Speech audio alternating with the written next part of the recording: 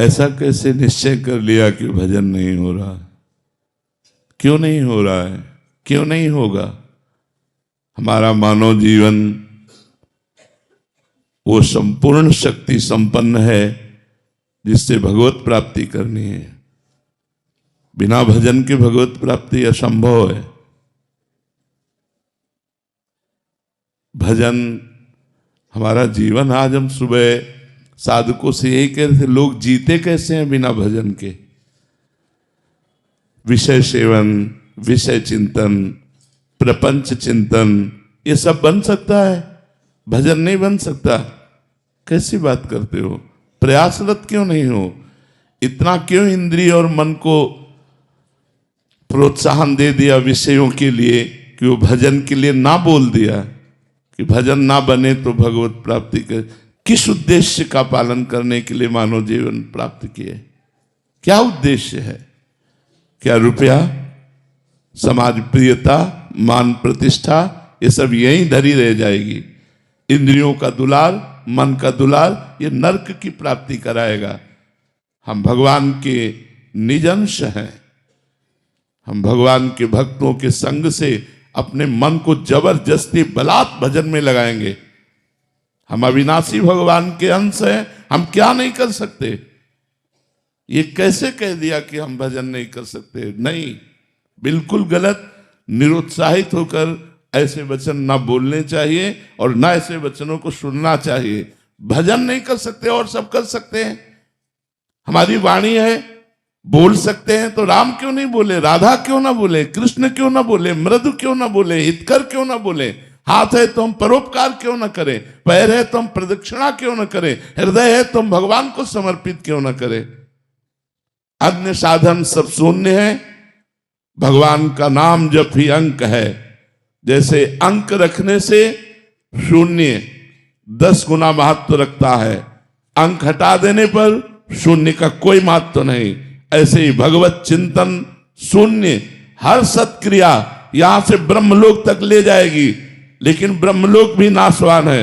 आ ब्रह्म स्तंभ पर्यंतम सर्वम मायामयम जगत सत्यम सत्यम पुनः सत्यम हरिर नामयु केवलम। हमें ऐसा नहीं बोलना। आप चूंकि भजन कर रहे हैं, समाज के लिए प्रश्न है, लेकिन बिल्कुल हम इस बात को सुनना नहीं चाहेंगे कि हमसे भजन नहीं होता। भजन होता सिद्धों से है। साधक को जबरदस्ती भजन करना पड़ता है। हम अभ्यास योग युक्तेन चेतसा नान्यगामिना, हम ऐसा अभ्यास इस जन्म में करेंगे, हमारा चित्त भगवान को छोड़कर और कोई चिंतन ही न करे। अभ्यास के द्वारा सब कुछ किया जा सकता है। हम निराश, हताश, उदास ऐसे व्यक्ति नहीं, ऐसे व्यक्तित्व नहीं होना चाहिए। किसी भी स्थिति में, किसी भी कार्य प्रणाली में, किसी भी क्षेत्र में निराशा हमारे अंदर नहीं होनी चाहिए। हमारे अंदर उत्साह होना चाहिए। हम रौंद के फेंक देंगे हर बाधाओं को। हम भगवान के बच्चा हैं, हम अविनाशी परमात्मा के अंश हैं। ऐसा नहीं है कि हम इंद्रियों की विलासिता और मन की भोग विलासिता में ऐसा बोल पड़े कि हमसे भजन होता ही नहीं, भजन के बिना नहीं।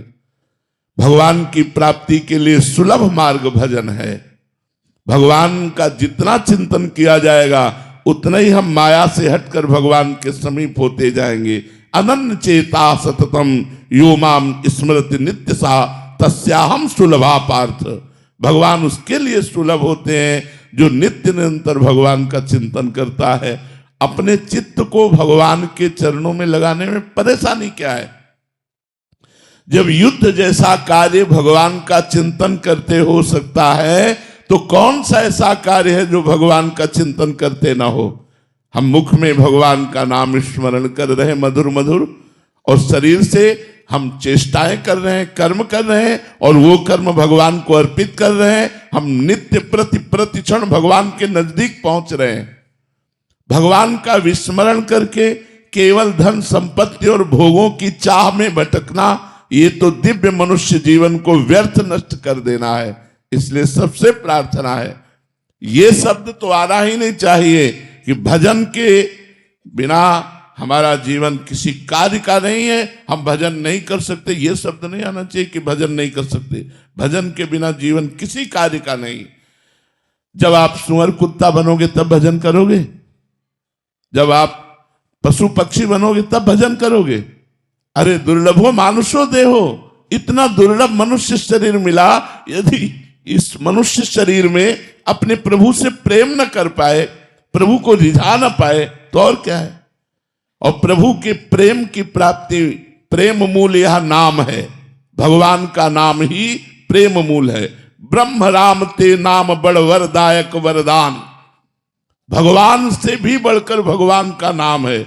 यदि हम राम राम कृष्ण कृष्ण हरि हरि राधा राधा प्रतिपल रट रहे हैं तो भगवान हमारे हृदय में प्रकाशित होंगे, भगवान हमारे नेत्रों में जरूर वो सामर्थ्य देंगे कि इस माया का पर्दा हटाकर हम कण कण में क्षण क्षण में भगवान का अवलोकन करें। भगवान विराजमान है। इसलिए ये निरुत्साहित करने वाली बात तो किसी की जबान में नहीं आनी चाहिए। हम प्रयास करेंगे, हो सकता है हमारा प्रयास असफल प्रयास रहे, लेकिन हम फिर प्रयास करेंगे तो 1 2 3 बार 4 बार हम किसी बार तो सफल प्रयास करने वाले बन ही जाएंगे। हमें निराशा बिल्कुल पसंद नहीं। हताश होना, उदास होना, निराश होना ये हमारे जीवन में नहीं, और ये हम मनुष्य जीवन में बर्दाश्त नहीं करना चाहते। आप लोग वहीं परास्त हो रहे हो जहां भगवान का आश्रय नहीं। क्या है, आप विचार करके देखिए, जिसकी दोनों किडनी फेल हो, डायलिसिस हो रहा हो, शरीर भीषण कष्ट से युक्त हो, हम दहाड़ रहे हैं, अभी मृत्यु हो जाए उसकी क्या परवाह। हम भगवान के जन हैं, भगवान के अंश हैं, हम कोई शरीर थोड़ी है। शरीर अगर कष्ट में है तो वो अपनी तरफ बना रहे, हम अपनी तरफ हैं। हमारा जन्म केवल इस बात को लेके बैठ जाए कि हमारी किडनी खराब, हमारा कष्ट है, अब हम कुछ कर नहीं सकते। नहीं, हम हर वो कार्य कर सकते हैं जो स्वस्थ आदमी कर सकता है। हमारे में जोश होना चाहिए, हमारा में संकल्प शक्ति होनी चाहिए। वो तभी होगी जब अध्यात्म से जुड़ोगे। भजन करो, भगवान का नाम स्मरण करो और उत्साहित रहो और वीर पुरुष बनो, कायर पुरुष नहीं। ये मैं नहीं कर सकता, ये हमारी डायरी में नहीं है।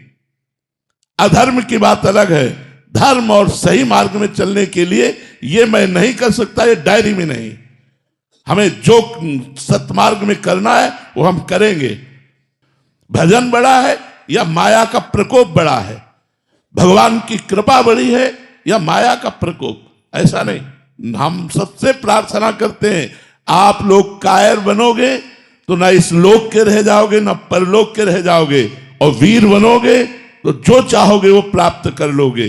तुम भगवान की संतान हो, महाबली अनंत वैभवशाली हनुमान जी महाराज जिनके चरणों को दुलार करते हैं, उन भगवान के बच्चे हो, उन भगवान के अंश हो। तुम में अपार सामर्थ्य, तुम अपनी शक्ति को जागृत करो और जागृत करके भगवत प्राप्ति करो।